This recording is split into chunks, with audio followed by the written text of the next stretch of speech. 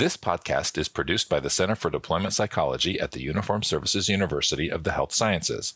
The views expressed are those of the speakers and do not necessarily reflect the opinions of the Uniformed Services University, the Department of Defense, or the U.S. government. In addition, references to any specific companies, products, processes, or services does not necessarily constitute or imply endorsement by the Uniformed Services University, the Department of Defense, or the U.S. government. Welcome to CDP's podcast, Practical for Your Practice, where we give you actionable intel to support what you do. One colleague to another. Hello, everybody, and welcome to CDP's Practical for Your Practice. I'm Carin Lefkowitz. Got a very exciting episode for you today. I'm joined with my fabulous, wonderful, intelligent, just modeling how you usually do the intro, Kevin. My fabulous co-host, Kevin Holloway. Hi, Kevin. Hi. I'm feeling all validated. That's definitely how I think of myself every day. That was my intention. That was absolutely my intention. Perfect. How are you feeling about today's episode? I am excited, and partly because I mentioned this before we started recording, but this almost feels like this fun role reversal, but also revisiting some of our favorite person, revisiting one of our favorite people. Grammar's not my strong suit today, so no, I think it's absolutely right because the person who we have as our guest today is really a man of multiple identities and personalities. Yeah. So that I thought you were going towards talents. You're really only getting some of me. You're not getting all of me, just portions. Dr. So Andy Santanelllo. Yeah, I was going to say, if you recognize that voice, that's Andy Santanelllo. So, what I mean by role reversal is I can remember a couple of our episodes where Andy and I were the hosts and Corinne, you were the guest. So true story. We're all back together. Got the band back together for this episode. Welcome back, Dr. Andy Santanelllo. We are excited to have you here. How are you doing? Thank you. Well, it's really good to be back. I know, it's been a little while since we've kind of been together talking about stuff, and I'm excited to be back. I've been well. How have you guys been? Good. Hanging in there. Looking forward to the conversation. But yeah, you're right. It's been a little while. It's been, a couple months. Mm-hmm. Actually missed you. You're missed. Sure. Missed you guys too.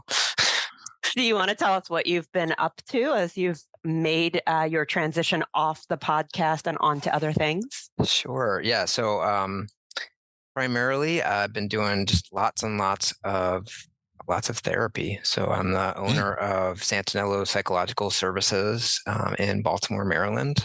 So I've been really busy with that. And also, I was really lucky to have been offered an opportunity to continue with training and consultation in a different way with the ACT Academy, which is, I'll tell you about that in just a little bit, but I'm the Vice President of Learning and Professional Development for the ACT Academy now. Oh, nice. You fancy.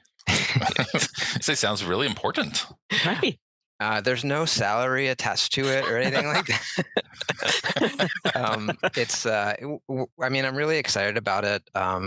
Myself and Amanda Rhodes, who is another Practical for Your Practice alum, if listeners remember her for, I think, a couple of seasons back.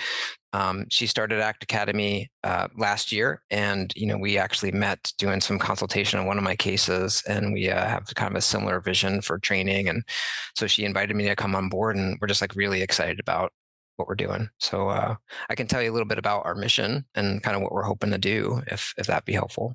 Yeah, I guess I should tell listeners that actually is the focus of our conversation today, is hearing about not only what you've been doing, but as you've been continuing your work in training and consultation, or to say it in a more fanciful fashion, dissemination and implementation, that maybe you have some lessons learned that you are willing to share with us, and we can have a conversation about that. New insights.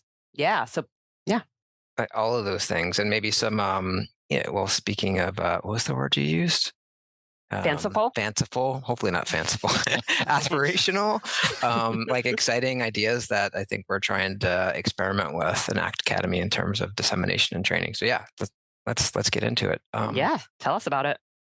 So our mission at ACT Academy is that we want to provide transformative training experiences that hopefully are going to harness the principles of contextual behavioral science.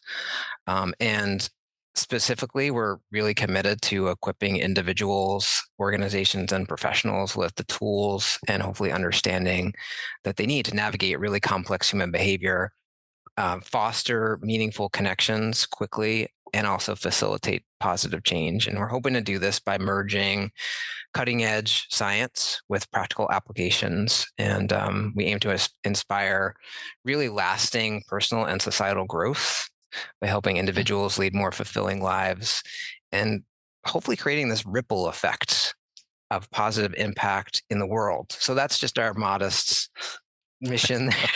Yeah, That's very aspirational and very. When I say very aspirational, I don't mean like, that's cool. You have goals. Good luck with that. But more of, like that, having that as a purpose, I think is really important driving factor. Not just, hey, we're going to do some training and help people learn ACT on this level, but thinking more expansively is really cool. That sounds a little bit like, what is your why, right? Like, why are you doing this? Yeah, we're trying to be really intentional about our values and our aspirations and trajectory. We don't want to just be a continuing education company or something like that. We really want to, think about and be thoughtful about the experiences we're creating to hopefully make a difference. And we also are very passionate about trying to create a space for anyone, everyone of really any level of experience and aspiration to learn. So from students who are maybe still in graduate school, all the way up to seasoned licensed professionals who maybe, are interested in doing training themselves. So that's what we're hoping to do. I don't know if all of our listeners get to everything you just said, every piece of that is so consistent with ACT, which is great as well. Like you're not just teaching things and disseminating things. It's woven into the very fabric of what you're talking about and how things are going. So like, if you're not at least surfacely level familiar with ACT, like that's where I'm at. And yet, as you're describing stuff, again, kind of, we have values that we're following and we're wanting to have experiential impact, not just, kind of knowledge impact. All of those things are very ACT consistent too. So I wanted to highlight it for those that are like me that would have been like, he said cool things. I don't know if that's, Yeah. Thank you for noticing that. And actually, I really appreciate that because we are trying to, again, be really intentional about practicing what we preach. Both Amanda and I are really passionate about the model. We use it in our own lives. It's just, we were having a conversation the other day and I said something like, I'm going to need your help with this, but I don't want to overburden you. And, I don't want you to start to resent me because I'm asking you to do stuff. And she said, well, that's a reactive assumption. So let's just go ahead and label that, and so we laughed about it. So, but it's not acts by accident that those ACT consistent words showed up in kind of our mission statement. Yeah. No. I noticed that you mentioned something that you're doing that's a little bit different than maybe what you did with CDP when you were full-time on board with us. Knowing that from our organization at CDP, we are often training actually mostly licensed professionals, sometimes students or behavioral health techs, et cetera. But we've got a very specific focus when we're working with folks who are working with our military connected patients, right? So we have kind of a specific scope of practice, whereas it sounds like you have a much broader opportunity to meet a variety of people at a variety of levels of learning. And I wonder how that has changed how you teach and even maybe how you consult. Like what's different about that? Just such a good question. There's opportunities in having that sort of broader audience and also some real challenges. And we're just getting started. So, we're going to see what unique challenges come up, but already, some of the things we've kind of dealt with is we have an international audience now. So we actually had our first workshop ever in November. We did something called ACT Practice Lab, which was a lot of fun. And I think we're going to be doing more of those. But, we had, a couple of clinicians from South America, contact us. Oh, wow. And, one of them was a student in an allied mental health profession. Another was, a psychologist. And they were just sort of asking about how we might, help them access the materials if English is not their first language. We had someone else who I think was a social worker in Italy who is going to be working in a unique setting that I hadn't, known about before. So, and then we had, kind of clinical psychologists like we might have in a CDP training and social workers. So I think the challenge is going to be finding ways to create opportunities that are hopefully specific enough to the folks that we're serving that are going to be good learning experiences, but also trying to tailor some of those experiences to folks who may have a different approach or sort of different function when it comes to mental health. So I'm excited. It's going to be really interesting. And I think that's one of the reasons I wanted to kind of come on the podcast and talk about some of the strategies and techniques and maybe approaches that we're hoping to use that might be a little bit more experiential than knowledge-based. Well, don't leave us hanging. Tell us about them. Okay. I'll get into that in a minute, but I thought maybe it'd be kind of useful just to just talk about dissemination in general of EBPs, and not just dissemination, but adoption and actual implementation. Yes, because they're not right. They're not the same thing. You can sit in a 16-hour workshop and never do the treatment that you just learned, never have the opportunity to do it, never go back to the materials that you learned. It's one thing to sit in the workshop. It's quite another to put it into practice. Absolutely. And put it into practice competently too. Yes. Yeah. And continue to put it into practice after a short period of time. Because, so for example, I was kind of doing a little research before our podcast, and I was looking into studies that kind of examined adoption and implementation of EBPs in, for example, VA, which has spent lots of money and has developed some really fantastic training programs that have really high fidelity. They include a really high quality workshop developed by experts, 6 months of consultation. It's sort of the gold standard, what we would want folks to try to get if they're learning EBPs. And so one particular study I looked at was examining, the consistency of implementation and adoption of EBP as sort of standard practice in clinicians in residential programs. And what they found was that essentially, even clinicians who went through that whole process were fairly unlikely on a regular basis to implement EBPs. And when they were being implemented regularly, it tended to cluster around specific clinics where maybe there was a culture or practice culture that supported it, which I thought was kind of interesting.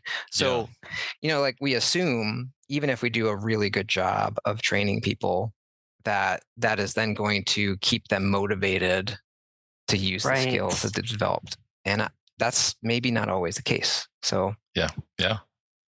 That's a bit disheartening. And you're making me think of, I got a lot of my EBP training in the VA. And I agree that I was very much part of a clinic and a community that valued that and gave me the resources that I needed to do that. And so I feel really lucky. I also recognize that I had the motivation to do it, so that same support existed for everybody who went through the training, but not everybody was doing, let's say, CBTI or CPT or whatever we were trained in. So it's a nice point to make that it's kind of both of those things. It's like you have to want to do it, first of all, but then you also have to be supported, an environment that supports you.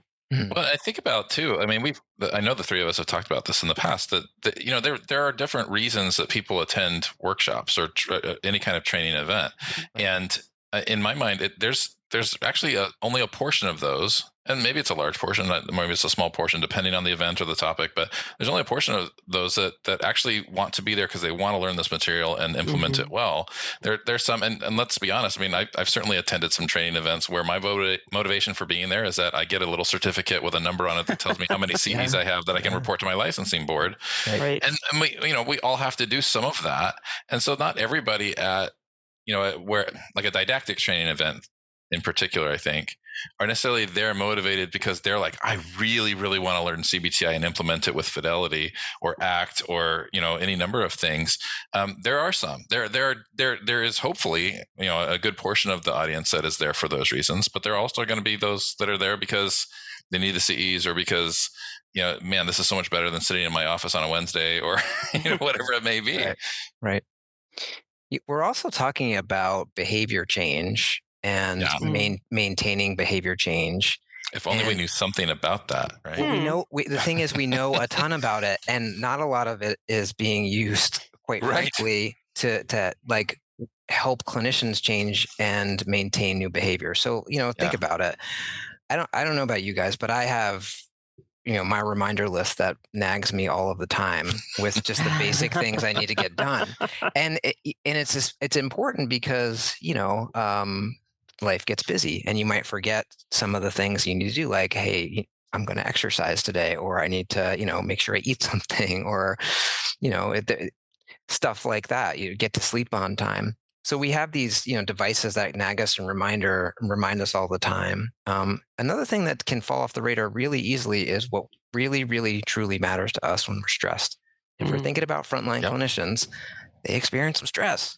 So, it could be really tough to even remember that you care, which is tricky. I think the biggest maybe problem in dissemination science at this point is we're treating the issue of EBP dissemination and implementation as solely a knowledge problem. The idea is that we think that if we get really good, competent trainers who have lots of experience and are good presenters and get good materials and give clinicians the right information through workshops and self-study and consultation and other knowledge delivery methods, that they're going to adopt EBPs in their practice, and they're going to do them consistently and competently. And this is sort of an outgrowth of our, predominant education system. It's all about like knowing stuff and then spitting it out. So we're treating what's essentially a doing problem, actually doing EBPs, as if it were a knowing problem. And there's a big difference between knowing about something and be able to do it. For sure. There's examples of that in all over everyday life. Right. Yeah. And we wouldn't treat, if somebody was memorized a recipe book, but they couldn't cook, we wouldn't confuse that person with a chef. We even if they could report all that stuff back to us. And I'm thinking about a consultation session, kind of to that point, where a colleague of mine was telling me about, he received a videotape from somebody and was reviewing their session. And this clinician who had just learned this particular therapy, spent nearly the entire session talking. And they were presenting metaphor after metaphor, more information, like bits of information after bits of information. And then they got to the end of the session, and they essentially hadn't done the treatment. They'd just been talking about it the whole time. And this consultant friend of mine said that, he was toying with giving the feedback that it actually would have been more consistent with the model if the clinician was silent the entire time. So, knowledge problem. This person has worked really hard to memorize all this stuff, and they are actually not doing the treatment, but think they are because they're talking about it. Right. What strikes me about that is that as you're talking about that, I'm like, well, of course, so many of us, as therapists, would be like, of course, that's not good therapy. And of course, just spouting knowledge at your client, like trying to teach therapy, or trying to, the principles we're trying to work on in therapy, if we treat that like a knowledge problem rather than a doing problem, I think all of us would agree, like, oh, that's a waste of time. We're not just going to be throwing facts at clients. But we tend to lean that direction when it comes to disseminating how we interact with clients, right? Instead of, like you were, I love that comparison there, a knowing problem versus a doing problem. In the context of therapy, as a therapist with a client, us treating that like it's a knowledge problem, we would all agree is dumb, or at least not terribly effective, right? Right. And yet that's the way we tend, or lean towards, when we're talking about dissemination and implementation. It's kind of ironic. Yes, to say the least. Well, you're at our core questioning everything that we think we know about dissemination and implementation, everything that we've been doing for decades at this point. So I'm hoping you didn't come here just to make us feel bad. I did. That was my primary. Thanks for listening. So give up, everyone. Hoping maybe you have some things that you've tried to do differently that have worked. I have. And before we move on to that, though, it's not that is not our training methods are not helpful because, Oh, I'm just kidding. Well, but I know, and I want to say that. And there's been some interesting kind of reviews that have been done lately, and I'm going to include a couple of references in the show notes about this. But essentially, really good EBP training tends to lead to pretty good, improved short-term provider knowledge, maybe some skills, maybe better adherence, especially when it's compared to not getting training or self-study. And depending on the intensity of the training model in terms of how much practical experience someone gets with the skills, the more likely it is that the clinician is going to be able to learn those skills and implement them in a way that makes difference for their clients. So it's not that we're doing it all wrong. I don't mean to say that. Thank you. Still have a job, Carin. Oh, phew. It's so close. It's always so close. But the point was well taken that we're doing a lot of things right. There's a lot of good happening, but it could be better. Yeah, exactly. Could be better. And I don't think this means we need to radically change the modalities we're already using. I think it might just be, adding some additional elements here and there that really allow people to get their hands on these skills and practice them in a sort of safe and productive environment, kind of a sandbox type environment where it's more about playing with the stuff and seeing what works and get some expert feedback. And then, create some communities of practice, if you want to call it that, or ways of allowing people to reconnect with their values and continue to practice and hone their skills over time. So I don't think it's going to take tons of stuff to do. And I don't think it needs to happen at really high levels. I think it can happen more organically. Sounds very experiential. Once again, in line with ACT. Right. Yep. So why experiential training? I mean, because that's the way we learn to do skills. That's the way we learn behavior. I was talking with another ACT trainer about this about a month ago, and we're kind of talking about this issue. And I was giving a critique on a training I went to, and I said, I wish there was more experiential, methods in here, because it's hard to change behavior just by learning new information. And he said, I would submit that it's actually not possible to learn new behavior unless you actually practice it and have continuity shape it. Yeah. And I think he, to a certain extent, is right. So the good news is there's already some pretty good models of how to incorporate experiential training already, just like right in some of the traditional modalities that we use. And I wanted to kind of mention a couple of them today and maybe talk about what we're hoping to do more of in ACT Academy. Yeah, please. So one of the coolest models of experiential training I experienced was several years ago. Before I came to CDP, I went to a mindfulness-based cognitive therapy teacher training up at the Omega Institute in Rhinebeck, New York. And it was a really interesting workshop. It was week long, and it was a combination, sort of almost like meditation retreat, but then they walked us through the whole protocol each session. And then we did these things called teachbacks. And teachbacks were essentially, we paired up in small groups of 2 or 3, and we took turns essentially leading each other through these different exercises. So we got immediate feedback from our peers. The facilitators were walking around and they gave us feedback. And then we got to sort of be in the role of, person leading the meditation and see what that's like. So we could sort of learn by vicarious learning and modeling, but also getting expert feedback. So really easy type of thing to adapt for the workshops that we're doing in other EBPs, these sort of teach back models. It's kind of the see one, do one, teach one. Yeah, it sounds like a level above kind of the standard role plays that we often do, like a more a deeper level of learning than what we frequently do, which is model how you would introduce this to a client. Okay, and now you model it, and we'll give each other feedback. This seems, am I understanding it correctly? That this is taking that to a deeper level. Yeah, absolutely. I would agree with that. It's not like a set piece, practice this bit of rationale and saying it out loud, and then let's switch roles. Or here's a case write-up of a hypothetical client. It's more, let's actually do these interventions with each other as if it were the real thing. Like real plays, perhaps? Real plays, yeah. Yeah. Nice.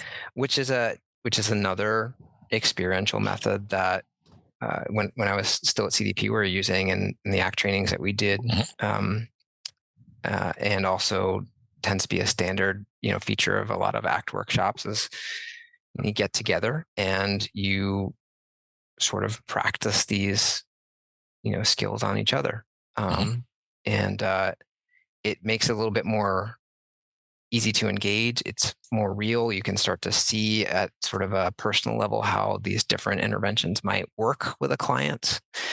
And you get a feel for what it's like to be on the other end of it.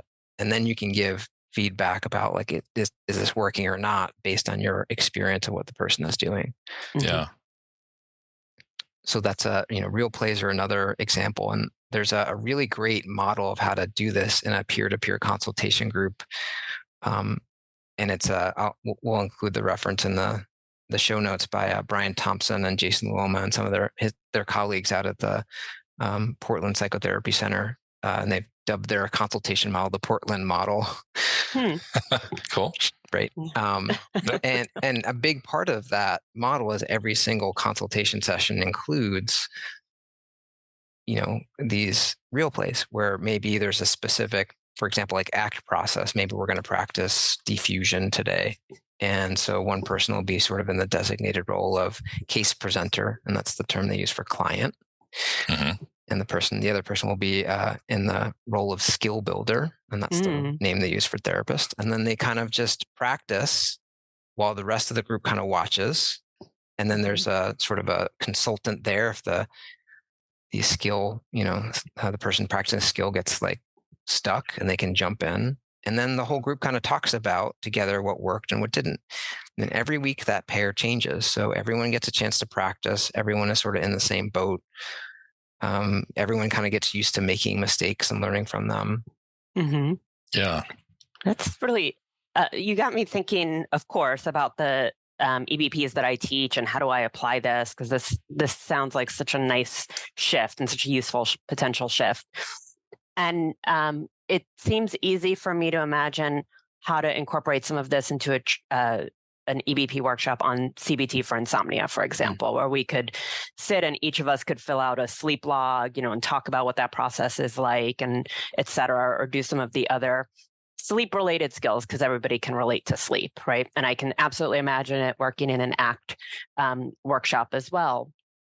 I'm struggling a little bit, and maybe you can help me, or maybe you can tell me, no, you're putting me on the spot. I don't want to answer that. I'm trying to imagine how that could play out in, let's say, a trauma-focused treatment workshop, like prolonged exposure or cognitive processing therapy, where we don't necessarily want people to talk about their traumas in the workshop or really painful things. Well, and I had a related question. Maybe you can either say, no, that's a different question. I'll answer that in a moment. But, because I like this, I really love the idea of working on these skills together. And, where's that line between doing this work experientially together and having that feedback and getting free therapy in a potentially weird context, Right. Really good questions.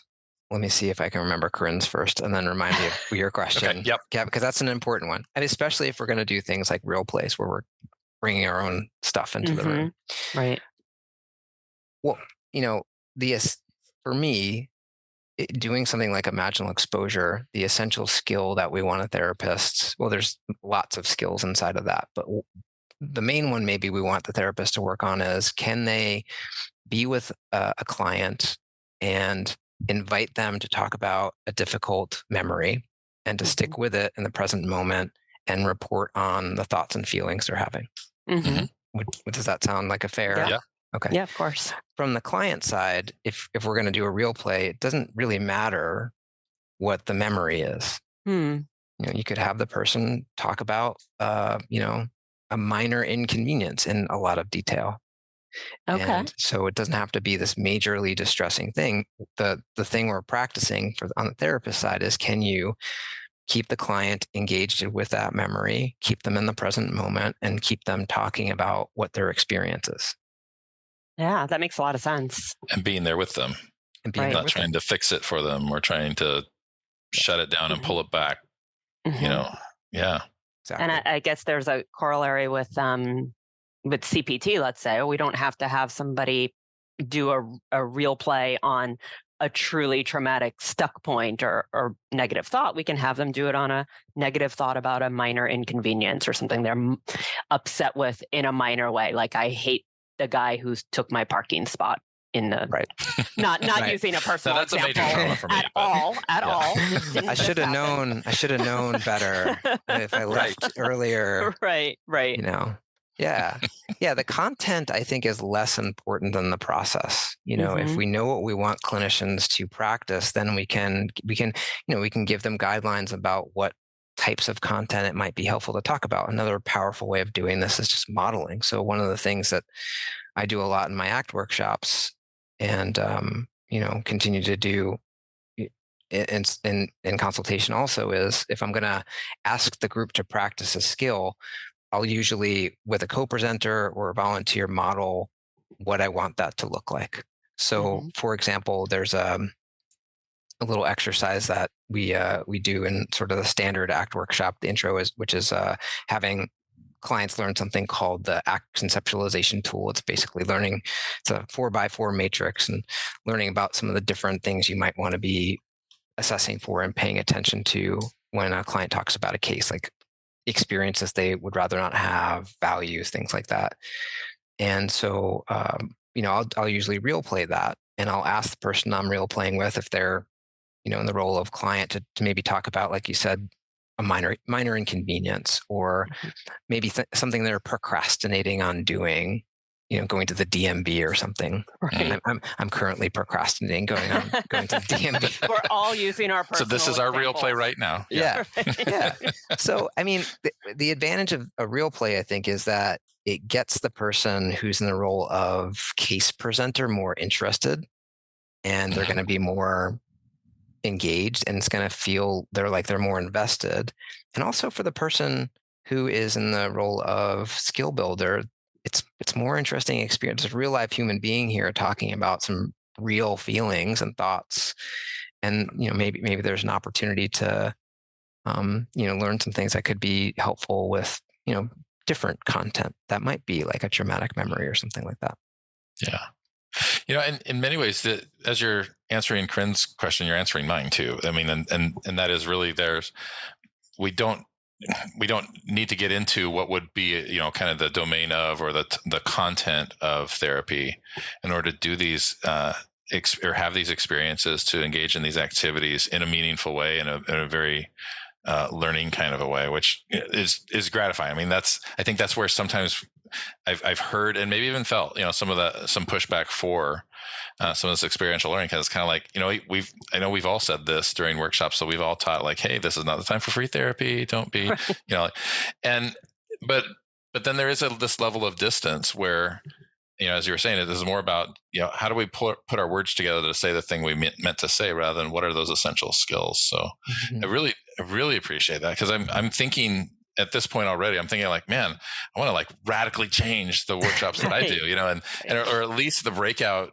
exercises that we've been doing, but a lot to think about. I know we've had conversations like this before too. And so it's again, a reminder that there's some really effective, helpful things we can be doing in our own work, our own practice, and even as we're working on disseminating to others. So that seems like a good transition to some actionable intel, wouldn't you say, Kevin? I think so. Now, I'll give a preamble for our listeners' sake if you're just joining us for the first time ever, because Andy's not, and he knows what this is. But at the end of each of our episodes, we like to have a couple of points, some tips, things that you can do following this episode right now, applying to your practice and to the work that you do. That's what Practical for Your Practice is all about. So, Andy, what are a couple of points, a couple of take-home tips people who have been listening to this episode can incorporate? Yeah. Really quickly, I just want to speak to that last issue about free therapy. Number one, if you're going to use, and I guess this is sort of a actionable intel. If you're going to use experiential methods, make sure you do good informed consent. Especially really if you're good going point. You're going to include real plays, and not just at the beginning of your workshop, but before every experiential exercise. You want to reinforce over and over again. People are more than they have all the say in how much they want to disclose and in what way. You also need to, number two, I think, make sure you set an expectation of safety and confidentiality. Again, do that over and over again. I think it doesn't, the other piece of actionable intel is you don't have to radically change things. Maybe if you're in a role of a trainer or a supervisor or a consultant, you just might want to think about how can you take maybe some of the ways that you're speaking about interventions and create an opportunity to practice and do that in real time.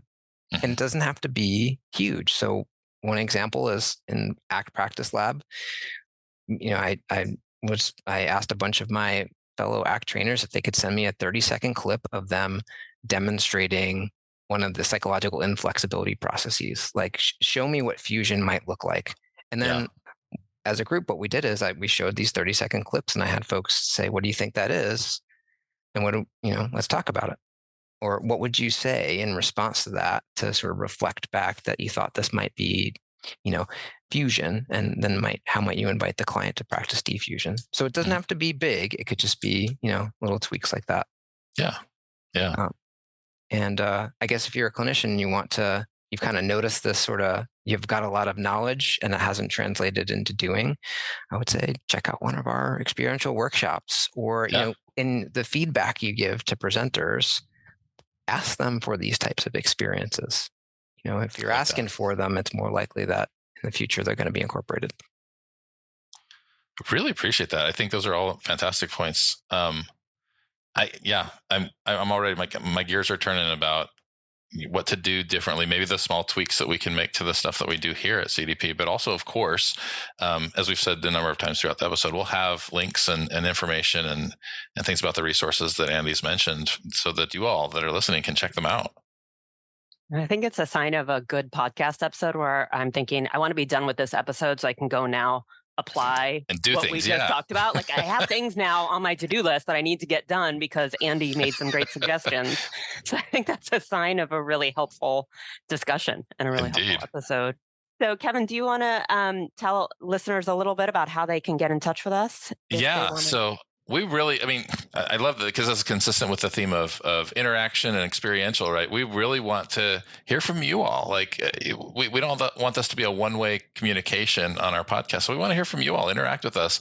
And there's a number of ways to do that, but probably one of the easiest is to leave us a voicemail message. So at speakpipe.com/CDP P4P, you can leave us a voicemail there, ask us a question or react to an episode that you just listened to, or have suggestions for future topics. Go ahead and drop us a line. If you'd like, we can include the audio recording in a future episode, or if you prefer, we can just tell people what you told us, whatever it is. But we'd love to hear from you. We really want to know what's important to you so that we can respond to that. Thanks, Kevin, for that. I always trip over my words when I try to give that SpeakPipe address. So I appreciate you saying it. And that'll be in the show notes too, of course. Yes, of course. But thank you for a great episode. Like I said, I want to wrap up and go put some of this actually into practice, experiential practice, if you will. So thank you, Andy. Thank you so much. Friend of CDP forever. Thank you for coming back and joining us for a great discussion. Yeah, it was awesome. I really appreciate you guys having me back, and I really enjoyed our discussion today. And I hope this isn't the last time we have you on again too, because we got to the end of this episode. I'm like, what? We're done? There's just so much more to talk about. So agreed. Yeah, I'd be happy to come back. Awesome. We have it recorded. We have proof that Andy would be happy to come back. So everybody, and lots of witnesses now too. That's exactly right. Tune in the future. Thanks everybody for joining us. Thanks, Kevin, for being my co-host today. Of course. Thanks, everybody. Bye, everyone. Thanks for listening to Practical for Your Practice. Please feel free to subscribe, like, and share. Until next time.